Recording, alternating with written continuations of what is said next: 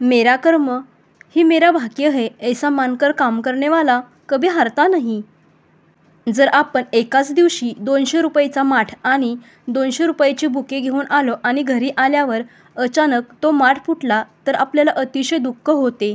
इतक्या लवकर माठ फुटेल अशी अपेक्षा नसते, परंतु 200 रुपयाच्या बुकेतील फुले सुकून जातील हे माहीत असल्यामुळे आपल्याला त्याविषयी दुःख होत नाही।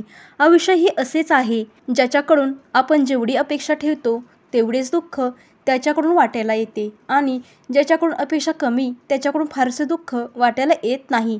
त्यामुळे समाधानी राहायचे असेल तर कोणाकडून अपेक्षा धरू नका। नाही मागणार सुख तुला, पण दुःख सहन करण्याची ताकद दे। पराभव झाला तरी हरकत नाही, पण शेवटपर्यंत झुंजण्याची ताकद दे। आयुष्य म्हणजे रणांगण आहे, माझी लढाई मलाच लढू दे। सहाय्य केलं नाहीस तरी चालेल, पण तुझ्या मायेचा आधार दे। सगळ्याला कुठे फुले मिळतात, थोडे काटेही झेलायला शक्ती दे। पडता पडता रडतानाही मला हसायला येऊ दे। कधी वाट चुकली तर तुझ्या मदतीचा हात दे। आयुष्याच्या कोणत्याही प्रसंगात हे अनंता फक्त तुझा हात दे।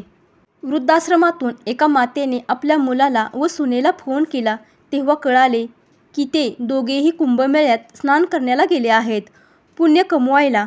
मनाचे पुस्तक अशा व्यक्तीसमोर उघडा ज्याला मनापासून वाचता येईल। नाहीतर फक्त पान चालणारे खूप जण असतात। जे लोक दुसऱ्यावर वाईट वेळ आणतात त्यांची चांगली वेळ आयुष्यात कधीच येत नाही। गलती हो जाए तो उसे स्वीकारना सीखो, आपका स्वीकारना ही आपको दूसरे की नज़रों में क्षमा का अधिकारी बना देगा। हातात येणारा पैसा वाढला म्हणून माणसाच्या सुखात वाढ होत नाही, तर माणसाच्या मीपणात वाढ होते आणि हा मीपणा माणुसकीतील माणुसकी संपवत असतो। अवधूत चिंतन श्री गुरुदेव दत्त। व्हिडिओ आवडला असेल तर मनापासून एक लाईक नक्की करा आणि कमेंटमध्ये श्री स्वामी समर्थ लिहायला विसरू नका।